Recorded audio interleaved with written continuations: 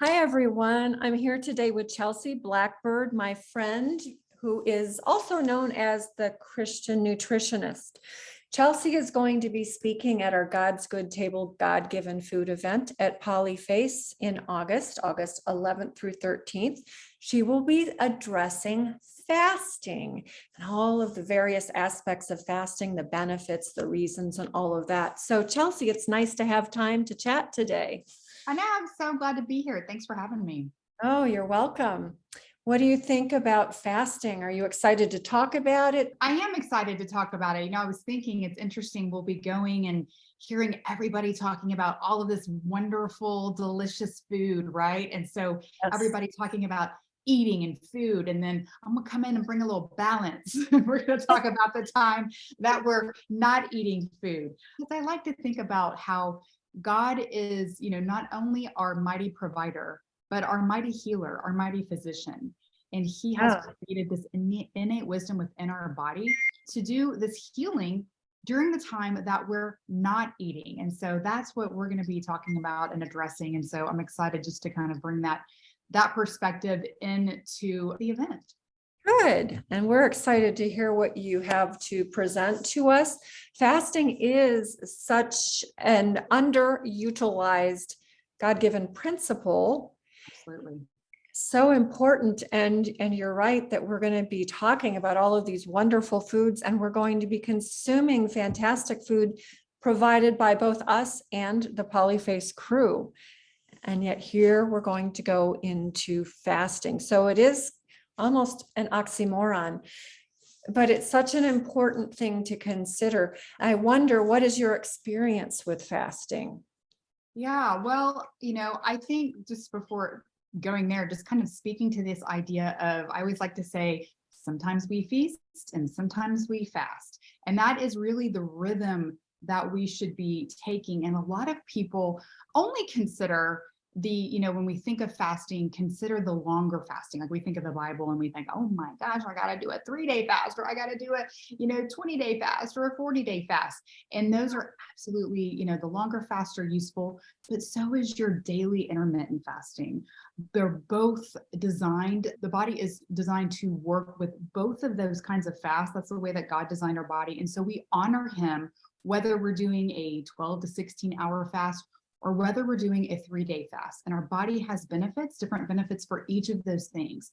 And so, yeah, I just like to talk about the spectrum of that, because I think a lot of people can get kind of, a little freaked out and scared, thinking, I'm just not going to even hear this because I cannot fast that long. But it doesn't always have to be a longer fast. We can do some intermittent fasting and get some amazing benefits.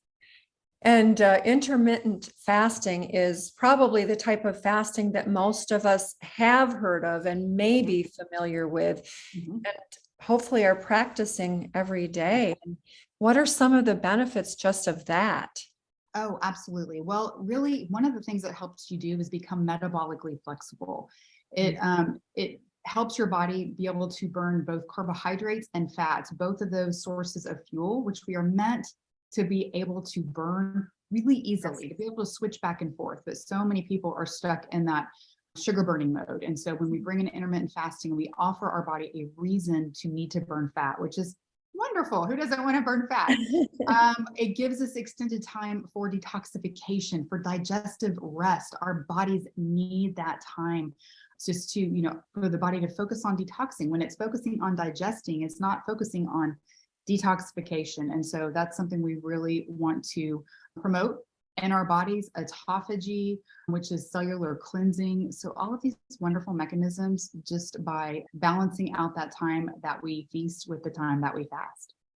Yeah, that's so interesting to me. Even the word breakfast means break fast. Yes, exactly. But I know a lot of people eat into the evening, and I notice for myself, if I eat after, say, 6 o'clock and I try to wind down and go to bed by 9:30 or 10 at the latest, my body is still in the process of breaking down the food in the gut, of digestion, and then I have energy and I wake up at 2 o'clock in the morning and I can't get back to sleep and I gain weight, and it just doesn't work well at all for my body. So I understand how important the intermittent fasting is on multiple levels. And I'm really eager to learn a lot more from you about fasting in general, modes of fasting, methods of fasting. Do we completely eliminate everything? How long do we need to go? And all of that.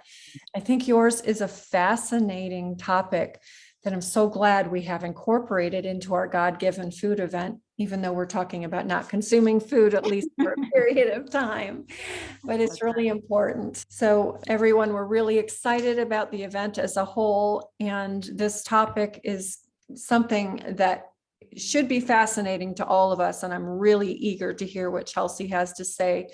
So find us at 𝗲𝗵𝗿'𝘀 and register for our event there before the tickets are sold out. And meanwhile, Chelsea, where can people find you?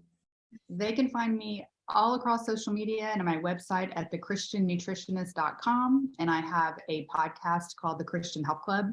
And so, yeah, you can find me all the places with that.